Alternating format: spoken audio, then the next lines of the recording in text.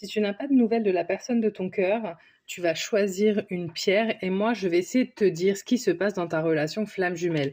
Donc ici, on a l'améthyste, ici, on a le quartz rose et ici, on a la citrine. Donc surtout, tu ne réfléchis pas, tu laisses parler ton instinct et moi, dans quelques secondes, je vais retourner les cartes pour te dire ce qu'elles veulent choisir. Bon, tu n'oublies pas de me dire en commentaire ce que tu as choisi comme pierre et si la réponse te parle.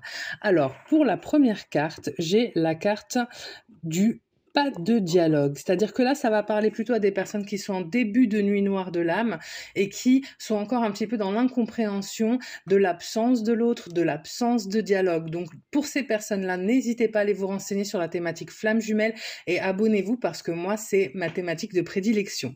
Pour ceux qui ont choisi le quartz rose, j'ai la carte de la blessure. Donc là, ça va parler potentiellement à des personnes qui sont déjà bien avancées dans leur nuit noire de l'âme, qui comprennent bien déjà tous les termes que j'emploie et qui sont en train de travailler sur elles-mêmes parce qu'elles ont compris que c'est la seule façon de bousculer les énergies sur le lien et d'amener aussi leur autre à travailler en effet miroir. Donc bravo parce que c'est une...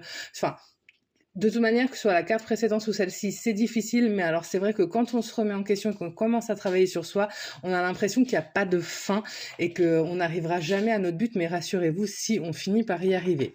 Pour ceux qui ont choisi la citrine, ok, intéressant. Là, j'ai la carte du choix.